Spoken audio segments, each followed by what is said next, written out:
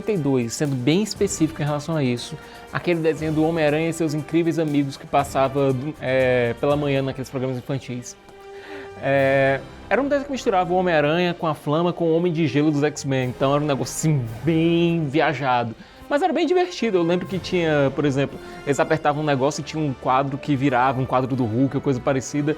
Era bem bizarro, mas bem divertido. Acho que foi o desenho dos X-Men dos anos 90. Que era muito diferente, assim, eu sempre fui uma pessoa que assiste muito anime, né, muito desenho japonês. E eu gostava muito disso, de poder. Poderes, no geral, sempre me empolgaram muito, né? Acho que todos os excluídos sempre querem ter poderes, porque eles acham que é o momento que eles vão se salvar. Uma pena que nunca chegou esse momento. Mas eu achava o desenho o máximo, a música era muito boa, era muito empolgante e tinha várias mulheres no grupo que era bem diferente pra mim. Eu assinava muita pretensão, né? Minha mãe assinava pra mim aquele formatinho da Abril, Panini e tal. E o pessoal fala aí, aprendi a ler com o Turma da Mônica, aprendi a ler com Tio Patinhas e tal. E eu aprendi a ler com Arma X. Eu aprendi a ler com Homem-Aranha, aprendi a ler com Homem-Aranha detonando o Hulk pela primeira vez. Na verdade, eu não sabia nem ler quando eu via esses quadrinhos e tal, por conta do meu avô, por conta do meu pai. E foi assim que começou, porque eu não tinha, na verdade, sendo bem sério, eu não tinha nem perspectiva de que era uma coisa diferente, assim. Era uma coisa que sempre teve na minha casa, que eu tive acesso, que depois eu tive uma assinatura, porque como filho único, minha mãe tinha que me dar algo para ficar calado o máximo de tempo possível, né? Ficar na minha o máximo de tempo possível. Então era ou futebol, ou quadrinho, ou mais tarde cinema. E quadrinhos vêm bem antes do cinema, mas bem antes mesmo. Pode parecer estranho, mas eu conheci os personagens da Marvel, a Marvel em si, nos videogames. Quando eu comecei a jogar os jogos do Wolverine, os jogos dos X-Men, pro Mega Drive, pro Super Nintendo. Até no arcade mesmo tinha o jogo dos Vingadores. E é engraçado, porque normalmente as pessoas conhecem os personagens pelos filmes ou pelas HQs e eu fui pelos videogames, sabe? Vai totalmente fora da linha. O primeiro contato que eu tive com a Marvel foi até engraçado, porque foi meio que sem querer. Quando meus pais casaram, né, meu pai trouxe algumas caixinhas de cá, minha mãe trouxe umas caixinhas de lá. E aí, numa dessas, de criança mesmo, eu tava mexendo em umas caixas, meu pai tinha, sabe aquele canto secreto da casa que você não vai e tal? Então tinha uma caixa bem empoeirada e eu abri assim e tinha um monte de LP, um monte de quadrinho e essas coisas. E eu vi um quadrinho que me chamou a atenção, dando spoiler das minhas próximas respostas, mas foi um quadrinho do Doutor Estranho, que era, se não me falha a memória, porque enfim, eu era muito pequena, era aquele Strange Tales de 63, sempre muito colorido, sempre muito psicodélico, e aquilo ali, né, que a gente sabe que criança leva muito em conta cores, aí eu peguei aquilo. Não foi uma experiência muito boa, porque estava muito empoeirado, eu sempre fui muito alérgica, então eu espirrei pra caramba e fiquei doente depois. Mas sempre foi uma coisa assim presente. Eu nunca ia imaginar que meu pai lia quadrinho. Porque pai, né, é uma coisa tão distante, assim. Pais são adultos, responsáveis, eles não veem esse tipo de coisa. Mas não, cara, tipo... Então, essa foi a minha primeira... Marvel existe. Mas é engraçado que nos anos 90, muitos personagens da Marvel tiveram jogos de videogame, sabe? E jogar os jogos dos X-Men e me apaixonar por esses personagens só pelos videogames, e aí você vai pra TV e tá passando o desenho dos X-Men era um negócio que eu não esperava, sabe? É um tipo de adaptação de eu pensar que na TV era uma adaptação do jogo de videogame, sabe? Que não tinha nada a ver, né? A origem era outra, completamente diferente. E aquela musiquinha, quando tocava lá, eu chegava da escola, eu estudava pela manhã, eu chegava da escola e tava... Normalmente era um dos últimos desenhos que passava na TV Colosso, e quando eu chegava, tava aquela aberturinha, sabe? Aquela musiquinha era na minha cabeça.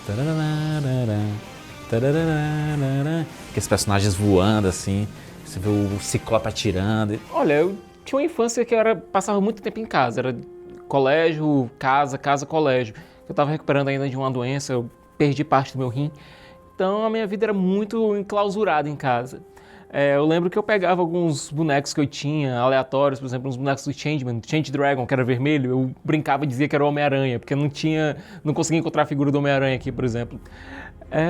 Eu tinha um contato bem bacana com os heróis da Marvel, mas eu só fui ter realmente um contato maior com eles mais ou menos em 96, quando eu passei a morar vizinho ao meu tio, e eu tive acesso aos quadrinhos antigos que ele tinha, Super Aventuras Marvel, Heróis da TV, e fui me interessando mais e mais, até que comprei um HQ, não lembro qual, da Trilogia do Infinito. Eu acho que foi Cruzada Infinita.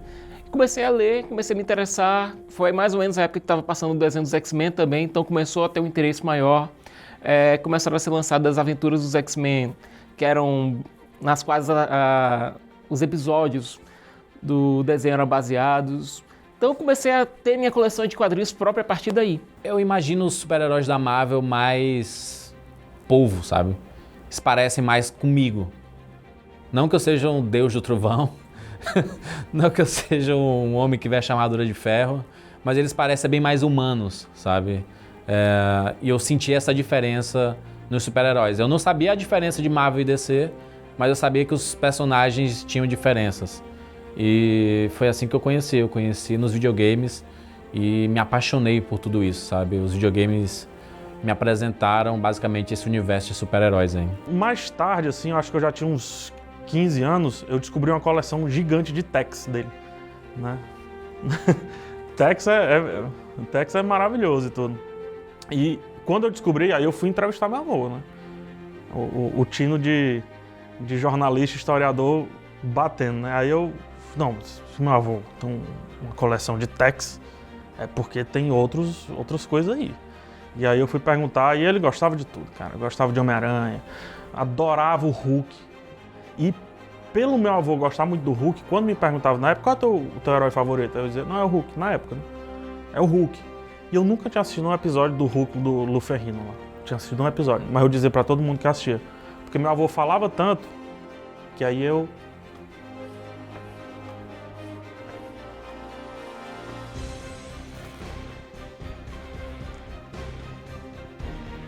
A Tempestade era uma personagem que ela sempre representou liderança e ela nunca pareceu se esforçar para isso, era uma coisa muito natural. Eu achava muito legal isso. E uma mulher principalmente, porque em desenhos de super-herói você nunca via isso, né? Uma líder que era uma mulher, por mais que na verdade ela não fosse a líder, né? O primeiro contato foi realmente desenhos do Homem-Aranha, desenhos dos X-Men. Não tinha desenhos dos Vingadores, mas eu tinha pro Mega Drive o jogo do Capitão América com os Vingadores. Eu tinha o Marvel Super Heroes, eu tinha Spider-Man Maximum Carnage, que era o Homem-Aranha, e o Venom contra o Carnificina, e tinha participação de outros heróis da Marvel. Então eu tinha muito contato com esse universo expandido da Marvel, mesmo quando criança.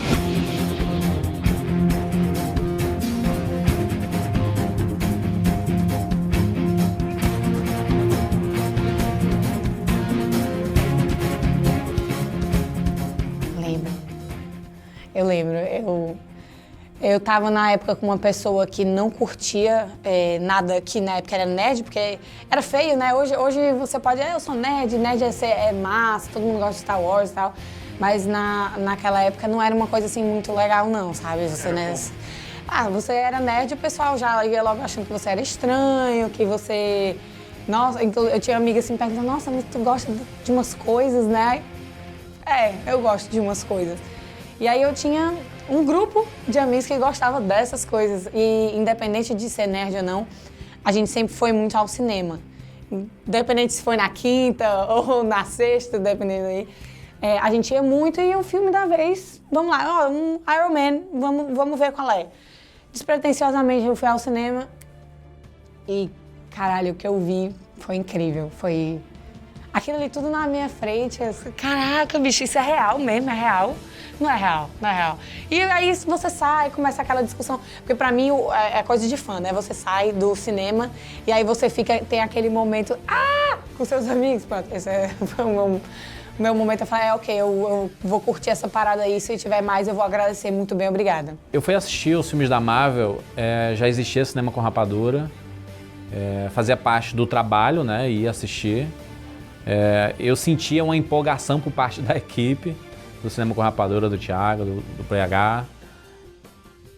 Mas a minha empolgação era mais um filme de super-herói. A gente já estava numa década de muitos filmes de super-heróis, sabe? A gente já teve muito sobre o X-Men, a gente já teve muito Homem-Aranha. E Homem de Ferro, pra mim, era um personagem novo, desconhecido e até tosco, eu diria, sabe? O cara vestindo armadura de ferro eu achava meio estranho, meio impossível de acontecer. Quando eu fui assistir o primeiro Homem de Ferro, tava muito nessa época, assim, de várias coisas de super-herói mesmo. E eu lembro de ir com uma expectativa boa, porque era uma coisa que eu gostava, assim, era um tema que eu gostava. Mas, ao mesmo tempo, eu não tinha muito contato com o personagem. Então, em relação a ele, eu tinha expectativa zero. E foi muito empolgante, assim, foi uma coisa que... Acho que Homem de Ferro 1 é um filme que você sabe que vai mudar tudo. O primeiro Homem de Ferro, ele junta muita coisa que eu gosto, que é rock, né? Quadrinhos e tal. Rage Against the Machine, a trilha sonora do Tom Morello me marca muito, assim. Não que seja diretamente dele, mas as guitarrinhas dele e tal. E quando a primeira cena do Homem de Ferro voando, ainda com a armadura sem estar pintada, né? Dessa cor aqui mesmo. Primeira cena dele voando e só a bateriazinha e a guitarrinha do Tom Morello. Aí eu disse, caraca, fizeram isso, brother. Fizeram o que eu fazia só na minha cabeça, mas fizeram isso. Foi uma descoberta, né? E quando eu assisti o primeiro Homem de Ferro, até o tom, o sarcasmo, sabe? Existe uma diferença. E o ator também, o Downey Jr., ele trouxe um negócio que te fisga, sabe? A música, tudo é muito diferente, sabe? E foi legal conhecer o início disso tudo, né? E pensar em retrospecto que tudo começou com o Homem de Ferro e eu não sabia nada. Eu acho que muita gente pode se reconhecer nisso, né? Que Homem de Ferro, quem conhecia Homem de Ferro, sabe? Acho que a trilha sonora de Homem de Ferro faz ele sair do âmbito de, tipo, quadrinhos, é um negócio pra criança, é um negócio pra gente diferente, é um negócio pro pessoal do colégio que não anda com as pessoas super populares e se tornou algo que é assim, ó, todo mundo preste atenção nisso aqui, porque isso aqui é o que vai definir o que é empolgante, importante e legal daqui pra frente. Se você chegasse pra mim 10 anos atrás, quando o primeiro Homem de Ferro estreou e antes da sessão, e chegasse pra mim e dissesse, cara, daqui a 10 anos você vai ver um encontro entre Guardiões da Galáxia, Doutor Estranho, Homem-Aranha, os Vingadores no cinema. Eu disse, você tá doido, meu irmão? Você tá louco? 10 anos atrás, quando a sessão tinha ido eu, Juras, PH, a gente tinha amigos que tinham visto o Homem de Ferro na cabine de imprensa em São Paulo. Tinham dito que não tinha cena pós-créditos e tal. A gente se empolgou pra caramba, o filme tava bom pra caramba. Terminou, e a gente, cara, vamos ficar aqui até o final dos créditos? O Juras não tava achando que ia acontecer nada, porque a gente tinha informação da cabine de imprensa que não tinha nada após os créditos. Mas a gente ficou só por zoeira mesmo. E quando apareceu Samuel Jackson como Nick Fury e falando da iniciativa Vingadores, minha espinha gelou. Eu sabia que eu tava prestes a entrar num universo maior, mas eu não tinha ideia de quão maior seria.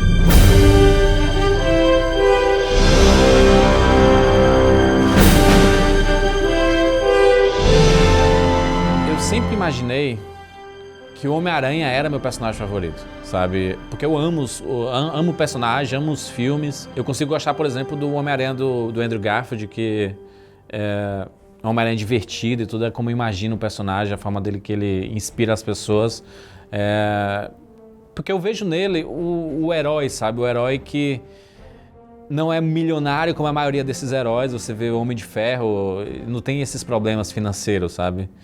E a gente acaba se identificando muito com o Homem-Aranha porque a gente acaba sendo da mesma galera, assim, sabe? Que tem que acordar no dia seguinte para trabalhar, senão... A única coisa que a gente sabe é que o boleto não vai parar de chegar, então o Homem-Aranha é mais ou menos assim, sabe? Ele tem que trabalhar, tem que se virar, ao mesmo tempo que ele tem que salvar a vizinhança inteira. Então eu sempre imaginei o Homem-Aranha como sendo o meu personagem favorito. Mas eu não consigo... É engraçado que na minha cabeça ele é meu personagem favorito.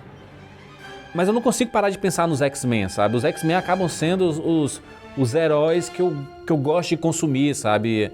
Conteúdo,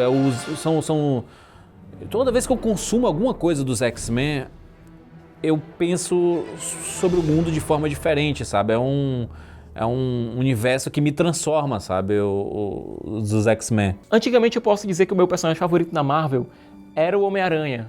Era o jovem, o garoto que estava se envolvendo em coisas que estavam muito acima da cabeça dele, que tinha que lidar com responsabilidades muito acima do que ele conseguia lidar, mas sempre dava um jeito de fazer isso. Mas hoje em dia eu acho que meu personagem favorito na Marvel é o Capitão América. É o cara que sempre, por mais que as circunstâncias estejam ruins, ele sempre tenta fazer o que é certo. Eu acho muito bacana que de 10 anos pra cá foi tirada essa imagem do Capitão América de ser o cara o escoteirinho da Marvel. Antigamente tinha o Nômade, tinha tudo isso, teve um momento que o Capitão América rompeu com o governo, mas a imagem que o público tinha era daquele cara que era o fantoche do governo americano.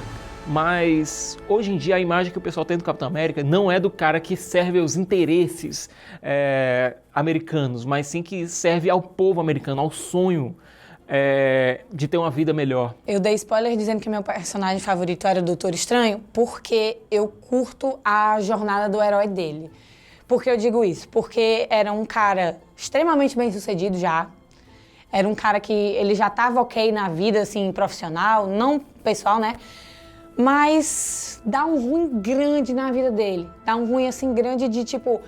Eu nasci para fazer uma coisa e por conta de um acidente de carro eu não posso nunca mais performar aquilo ali que eu sou bom. E aí vem o cara e ele adquire essas habilidades, sendo que por conta dessas habilidades ele consegue parar de tremer as mãos.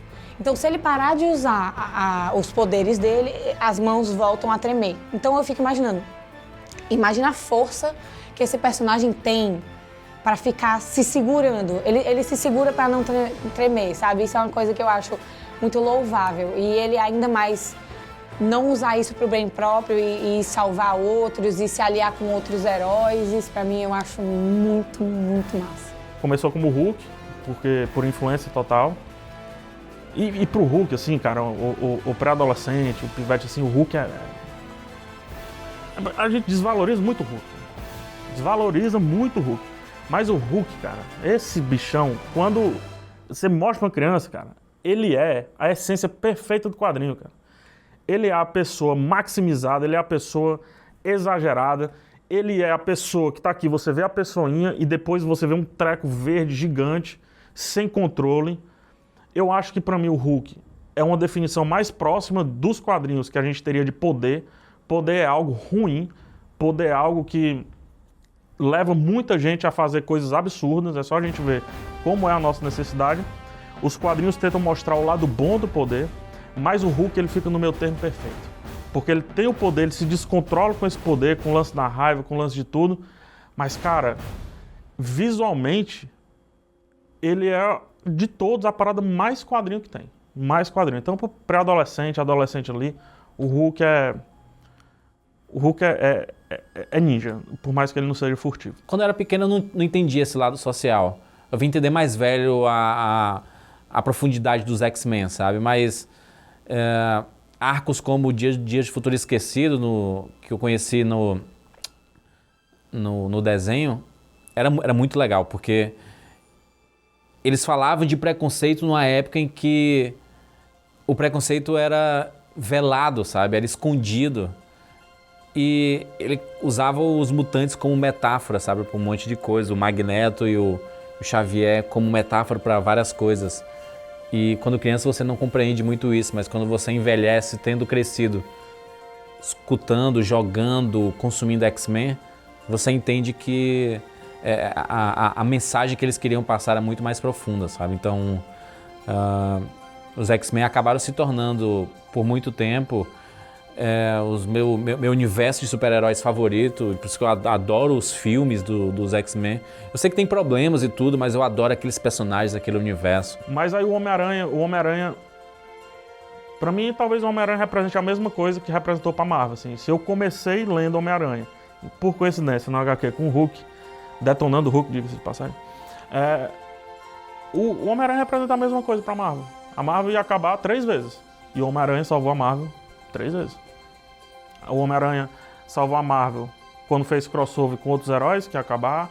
O Homem-Aranha salvou a Marvel sendo vendido. E o Homem-Aranha, pra mim, não salva, é uma palavra muito chocante assim, mas o Homem-Aranha, ele resgata o sentimento que a Marvel estava perdendo com os filmes atuais. O Homecoming, e eu acho que só o Homem-Aranha é capaz de fazer isso, o Homecoming, ele traz o De Volta ao Lar, né? Ele traz a essência da essência do quadrinho, que é você simplesmente ler uma historinha, não se sentir tremendamente impactado por aquilo ali, não achar que aquilo ali vai mudar o mundo nem nada, você fechar e olhar e dizer assim, me diverti demais, né? Quero ler de novo. A minha X-Men favorita sempre foi a Kitty Pryde, que é um X-Men que não é favorito de ninguém, eu acho. Mas eu sempre gostei muito dela porque ela sempre foi a mais nova e ela estava entrando naquela terra de adultos, assim, naquela coisa que já estava muito bem estabelecida, era aquilo ali, pronto. E eu sempre fui uma pessoa que fui amiga de pessoas mais velhas. Muitas vezes aconteceu isso comigo. Mas, ao mesmo tempo, eu também não gostava de ser a pessoa que é cuidada. Eu via muito isso na Kitty Pryde, sabe? De ela ter entrado ali, mas ela ter se tornado a própria pessoa. E eu lembro, esse não é um desenho que todo mundo gosta, mas eu lembro quando eu assisti X-Men Evolution, quando passava, acho que era na Fox Kids, uma coisa assim. E como eu sempre gostei da Kitty, naquele desenho ela tava assim, muito diferente do que eu lembrava dela, que antes ela tinha o cabelo super bagunçado e tal, e agora tava lisinho. E eu lembro de ficar assistindo esse desenho e ficar pensando, meu Deus, a Kitty Pryde é tão legal, e ela ficou mais legal ainda agora, e ela tá tão bonita, como deve ser legal você ser bonita igual a Kitty Pryde, seu cabelo ficar no canto igual a Kitty Pryde. E quando você é criança e quando você é mulher, você se importa com essas coisas, né? Hoje em dia, continua me importando. Deixando claro aqui. Mas... E eu ficava muito com isso. E vários anos depois, eu sempre usei franjinha e tal, mas em algumas épocas eu tava sem. E vários anos depois, quando passou a adolescência, que era uma fase que meu cabelo tava muito tenso, eu lembro de que teve um dia que eu prendi o cabelo e eu olhei e eu tava igual a Kitty Pryde de X-Men Evolution. Eu fiquei... Foi o dia?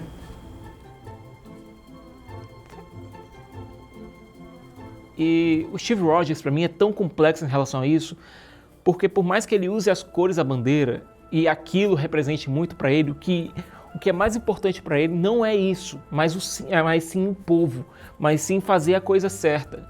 Durante a Guerra Civil, teve um diálogo do Capitão América, foi no HQ do Homem-Aranha, e esse diálogo foi inclusive reproduzido no cinema.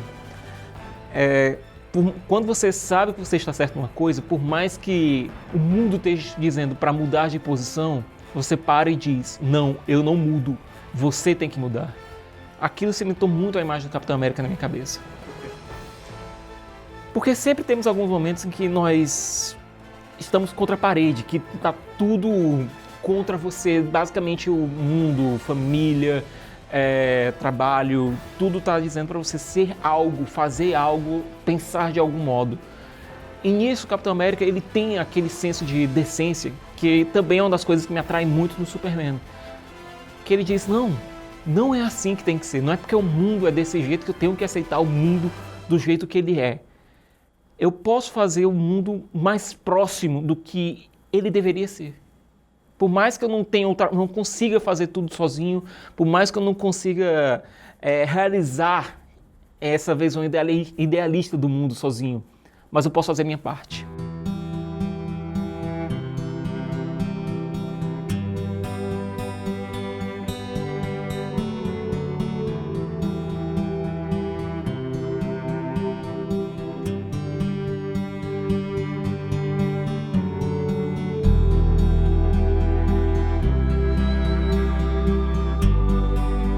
Uma memória muito massa que eu tenho e que vem em seguida com uma memória muito ruim é de no colégio eu, por exemplo, colocar quadrinho no meio do livro, esconder, né?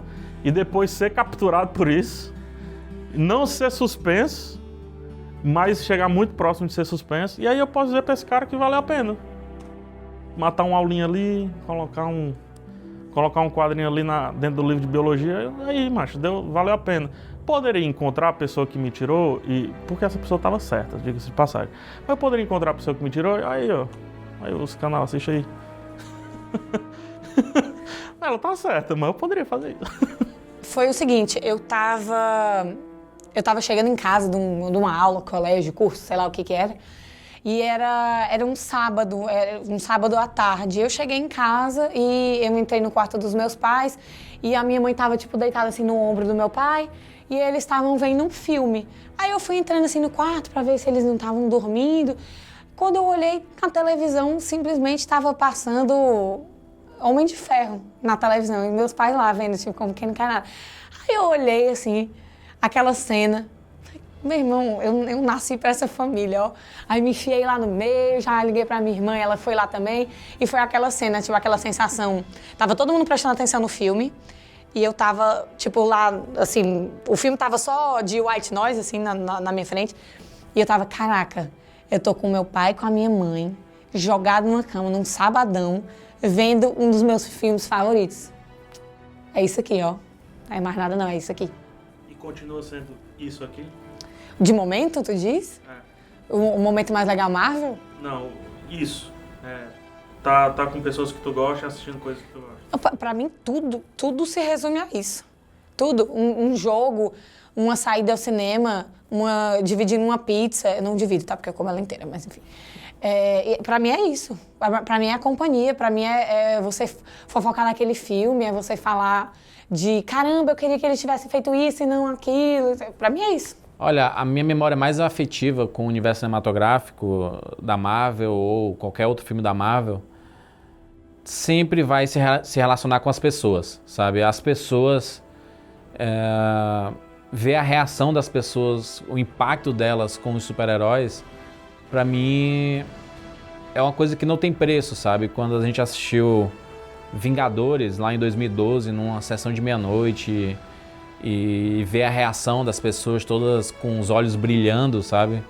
Isso pra mim tem um impacto muito grande e de entender que não é só um filme de super-heróis, sabe? Não é só um filme, não é só um blockbuster, não é só um filme de verão, sabe? É um filme que marca as pessoas, sabe? Que une as pessoas e que inspira as pessoas. Nossa, eu saí da sessão do Homem de Ferro me achando muito especial. Porque é muito difícil você gostar dessas coisas no colégio em uma época que isso não era legal, né? Hoje em dia é legal, ainda bem, né? Mas depois que você sai de uma sessão dessa e você sabe que todas as pessoas adoraram aquilo ali, que por mais que você não seja apegado ao personagem em si, é o seu mundo, é a sua coisa, meio que você se sente validado pela validação do personagem. Cara, o Homem-Aranha, segundos antes da Gwen Stacy morrer, entre aspas, numa decisão dada nas mãos dele, uma decisão bem otária, inclusive, que era ou várias pessoas ou a Gwen Stacy, né? Minutos antes ele tava fazendo piada, mano. Minutos antes ele tava zoando o cara, mano. Minutos, assim. 3 páginas antes tinha uma piada. 3 páginas. 4 páginas depois, tava se debulhando em lágrimas. Porque fez a escolha certa. Que foi salvar um monte de gente. Honestamente, eu quero ajudar essas pessoas que caíram de paraquedas no universo Marvel a entender mais. A gente fez muito isso no Rapadura Cast. A gente faz Rapadura Cast sobre o universo Marvel há 10 anos. E toda edição eu tento falar sobre uma história, mas recomendar uma história que eu curto muito, um ponto de entrada bacana para você ir para os quadrinhos. Toda história eu tento fazer isso. E os filmes eles estão fazendo isso, estão massificando essa cultura dos quadrinhos. Eu acho isso fenomenal. E repito, isso é importantíssimo para haver renovação de público e renovação de autores, para trazer novas visões sobre esses personagens clássicos.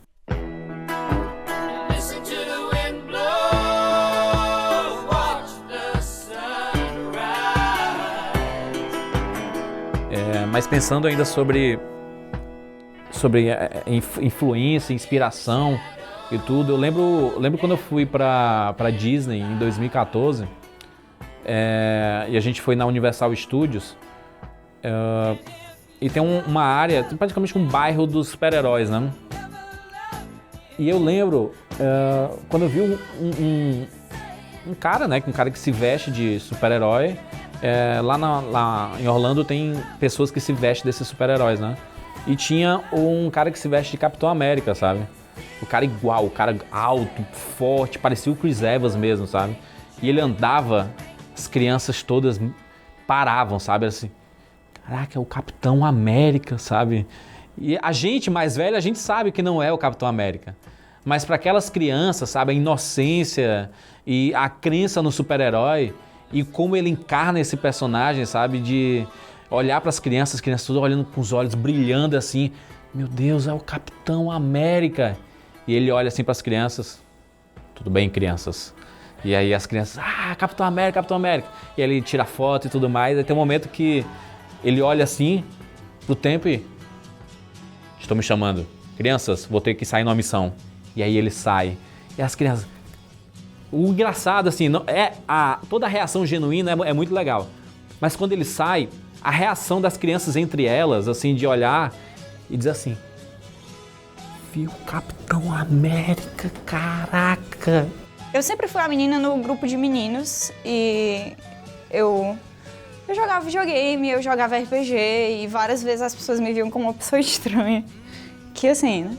Elas tinham razão. Mas quando você já tem todas essas coisas e surge uma coisa nova, é a coisa que normalmente desequilibra, né? Porque você tá acostumado a ter todas aquelas coisas que são difíceis e aí chega a outra e você... E aí eu entrei na adolescência, como todas as pessoas que entraram na adolescência, e meu cabelo naturalmente ficou horrível. Do nada. E foi um golpe na minha autoestima que já nem estava lá, foi um golpe no vácuo. Esse mesmo pessoal que antes não podiam curtir tanto, mas hoje curtem, vão ter filhos que podem gostar mais, e esses filhos podem escrever novas histórias, podem desenhar novas histórias. Arte é sobre renovação, qualquer tipo de arte é sobre renovação. Você não pode achar que tem que ser tudo hermético, do jeito que sempre foi, do jeito que tem que ser daquele jeito. Não, arte é sempre sobre mudança. E sim, a Marvel também é sobre mudança. Algumas coisas sim são fixas, tipo o Tio Ben vai sempre morrer, mas novos jeitos de você enxergar os personagens vão surgir através de novas pessoas que vão entender esses personagens de maneira diferente, que vão ver esses personagens com novos olhos. Por isso, renovação de público e renovação de artistas é tão importante, é por isso que é tão bacana. Cara, o Homem-Aranha hoje é diferente do que o Homem-Aranha vai ser daqui a 10 anos, e muito por quê? Porque novas pessoas vão estar entendendo e curtindo esses personagens.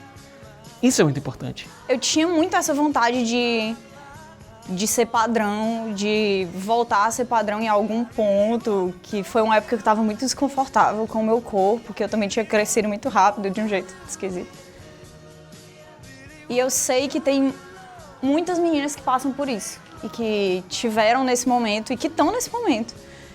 E eu acho que consumir um conteúdo que conta a história de pessoas diferentes, que mostra personagens diferentes, como a própria Kitty Pryde, com o cabelo encaracolado dela, que hoje em dia, ironicamente, eu acho o melhor cabelo dela, de longe. Quanto a própria Carol Danvers, a Capitã Marvel, que foi tão pesadamente criticada quando colocaram ela com um novo visual super militar, com um uniforme de uma mulher muito forte e uma figura de autoridade, e colocaram o cabelo dela curtinho e tiveram a coragem de colocar o cabelo dela moicano, que é uma coisa que nunca foi vista como padrão, como beleza feminina e tal. E você consumir esse tipo de conteúdo e saber que essas mulheres são especiais, que elas são líderes, que elas são donas do próprio futuro, que elas crescem de um jeito tão incrível ao longo dos anos, é uma coisa que motiva, sabe? É engraçado, né? Como a Kati falou, se você não encaixava ali, você era uma pessoa automaticamente estranha e as pessoas já iam te olhar de forma bizarra. Mas eu nunca fui muito assim de ligar muito, não. Eu acho que é porque a minha família sempre foi muito, olha, a gente tá junto e o que for vai ser e tá tranquilo. Então eu não tava muito aí não, sabe? Eu meio que migrava entre o grupo, todos os grupos eu tinha um pouquinho em comum e nunca pertencia a uma tribo só. Tribo é coisa de gente velha, né? Fala, mas enfim, eu nunca fui de uma tribo só. Mas eu falaria isso, eu daria a minha experiência, falar, olha, você não precisa estar numa caixinha só. Você pode de manhã estar numa caixinha, de noite estar noutra caixinha, e aí é que é a beleza. Com cada pessoa você vai poder ter um papo diferente, e aí a minha carga, a minha mala que eu seguro, ela tem um pouquinho de cada pessoa, de cada grupo, e isso que é massa. Então, Seja um pouquinho de tudo que você quiser ser, contanto que você faça com amor, que você vá atrás, e que você pesquise, que você seja nerd, não nerd de filme, de tudo que você gostar. Seja nerd de tudo que você gostar. E eu não vou chorar. Tu tem saudade dessa época que tu ficava sozinho, sentadinho lá no teu quarto, na sala, com um gibizinho assim no chão e lendo e tentando entender essas histórias, esse universo e tudo? Não, saudade, não, eu não é a palavra, mas muita nostalgia. Sinto muita nostalgia, e aí eu vou adiantar uma resposta, que é algo que eu me lembro bastante, que é quando faltou energia em casa uma vez, eu fiquei lendo quadrinho com a vela acesa do lado, e eu deitado no chão de barriga para baixo, né, deitado de barriga para baixo no chão.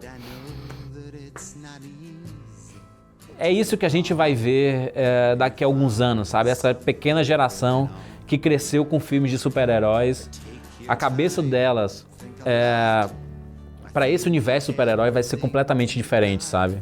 Pra gente que já era mais velho quando viu os filmes acontecendo, é uma cabeça diferente. Mas para quem cresceu com tudo isso, é mais ou menos como a gente que cresceu com De Volta para o Futuro, Curtindo a Vida Doidado, o apego que a gente tem é bem diferente, sabe? Então, quem cresceu assistindo Harry Potter, ou quem cresceu assistindo Toy Story, sabe? A nossa relação com Toy Story, que a gente viu quando criança, depois aquela conclusão no terceiro, vai ser muito diferente, assim, sabe?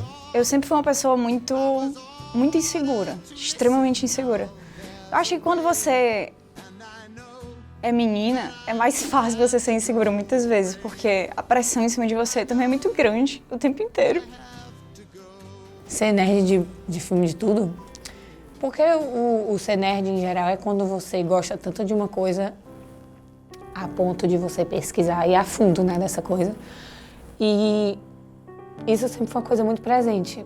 Contanto que você faça tudo com amor, aquilo ali vai valer a pena. E é isso que a minha família me ensinou. Seja nerd de tudo que você quiser.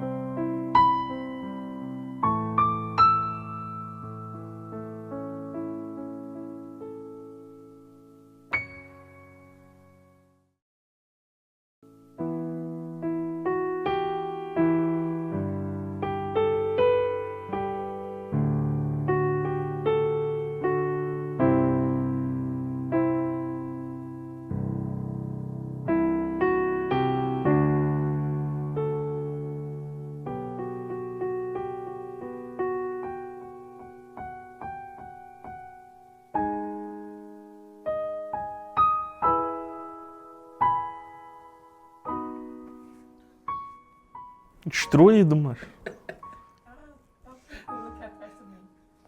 Maria, macho. Destruído.